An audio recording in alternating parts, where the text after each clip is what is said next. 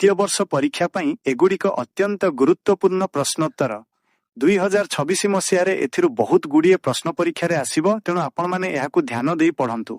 आउ गोटे कथा मु आपण माननकु कहि रखुछि जे मु एही भिडियोटी एस एकेडमी रे छाड़िबी एवं एहा मु निज इच्छा रे छाड़ुछि। मु आपण को अति संक्षिप्त प्रश्नोत्तर 1 नंबर विशिष्ट 1 प्रश्न इतिहास प्रबंधर प्राबंधिक किए? उत्तर विश्वनाथ कर। 2 प्रश्न पुष्पपुर बोली लेखक केउ स्थान को कहिसंती? उत्तर पाटलिपुत्र आधुनिक पाटना। 3 प्रश्न सीता कहा पाखकु पत्र लिखिथिले? उत्तर प्रभु श्रीरामचंद्रंक पाखकु। 4 प्रश्न बंदीर आत्मकथा कवितार कवि किए? उत्तर गोपबंधु दास। 5 प्रश्न सभ्य जमीदार गल्पर मुख्य नायक किए?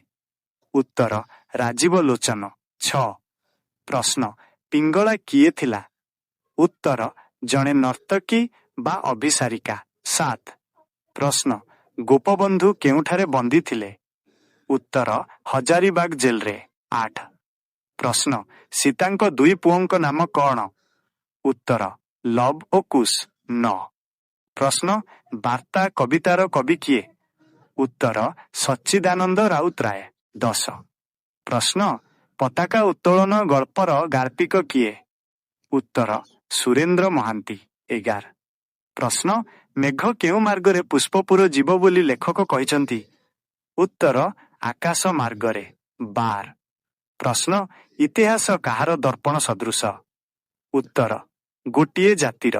13 प्रश्न श्रीरामंक द्वितीय पत्नीक नाम सीता कौन जानिबाकु चाहिथिले?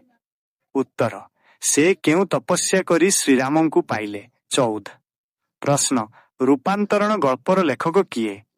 उत्तर मनोज दास। 15 प्रश्न काहाकु साहित्य सम्राट कुहा जाए?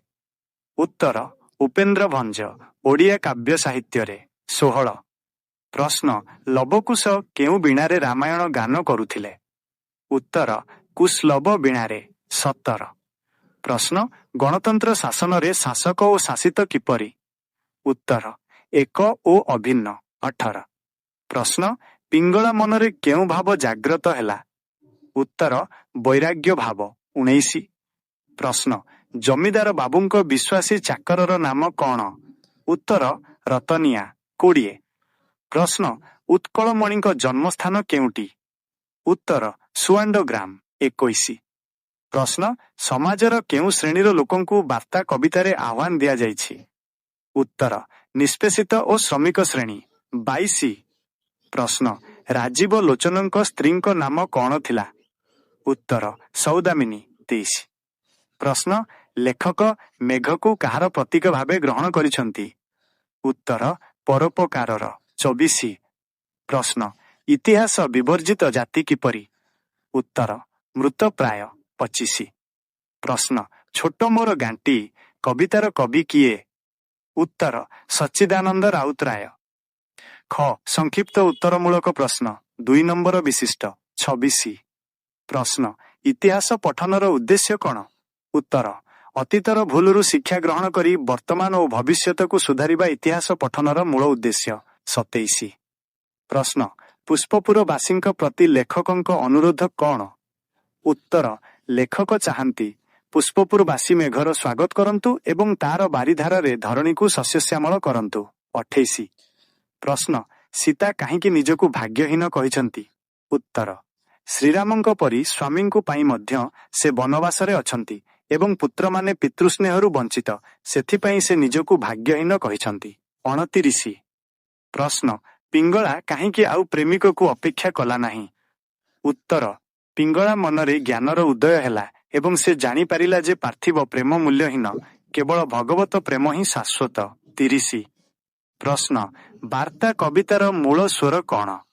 उत्तर एहा हेउछि विप्लवर स्वर। शोषित मनीष निज अधिकार पाई जाग्रत हेबाकु कवि एथिरे कहिसंती। 31 प्रश्न गोपबंधुंकु दरिद्रर बंधु काहींकी कुहा जाए? उत्तर से निजर समस्त सुख त्याग करी ओडिशार बन्या और दुर्भिक्ष प्रपीड़ित लोकंक सेवा करिथिले। 32 ପ୍ରଶ୍ନ ସଭ୍ୟ ଜମିଦାର କାହାକୁ କୁହାଯାଇଛି? ଉତ୍ତର ରାଜୀବ ଲୋଚନଙ୍କୁ। କିନ୍ତୁ ଏହା ଏକ ବ୍ୟଙ୍ଗ। ସେ କେବଳ ବାହାରୁ ସଭ୍ୟ ଥିଲେ, କର୍ମରେ ନୁହେଁ। 33 ପ୍ରଶ୍ନ ପତାକା ଉତ୍ତୋଳନ ଗଳ୍ପର ସମୟ କେବେ? ଉତ୍ତର 1947 ଅଗଷ୍ଟ 15 ଭାରତର ସ୍ୱାଧୀନତା ପ୍ରାପ୍ତି ସମୟ। 34 ପ୍ରଶ୍ନ ରୂପାନ୍ତରଣ ଗଳ୍ପର ମର୍ମ କ'ଣ? ଉତ୍ତର ମଣିଷର ଚିନ୍ତାଧାରାରେ ପରିବର୍ତ୍ତନ ହିଁ ରୂପାନ୍ତରଣ। 35 ପ୍ରଶ୍ନ ଶ୍ରୀରାମଙ୍କ ଅଶ୍ୱମେଧ ଯଜ୍ଞ ସମୟରେ ସୀତାଙ୍କ ମନୋଭାବ କିପରି ଥିଲା? ଉତ୍ତର ସେ ଦୁଃଖିତ ଥିଲେ, କିନ୍ତୁ ଶ୍ରୀରାମଙ୍କ ଯଜ୍ଞ ସଫଳ ହେଉ ବୋଲି ପ୍ରାର୍ଥନା କରୁଥିଲେ। ଗ ଦୀର୍ଘ ପ୍ରଶ୍ନୋତ୍ତର 5 ନମ୍ବର ବିଶିଷ୍ଟ ସିଲେକ୍ଟେଡ୍ ଲଙ୍ଗ କ୍ୱେଶ୍ଚନ୍ସ। 36 ଇତିହାସ ପ୍ରବନ୍ଧର ସାରମର୍ମ ଲେଖ। 37 ପୁଷ୍ପପୁରରେ ବର୍ଷାବରଣ ପ୍ରବନ୍ଧରେ ବର୍ଣ୍ଣିତ ପ୍ରକୃତି ଚିତ୍ରଣ କର।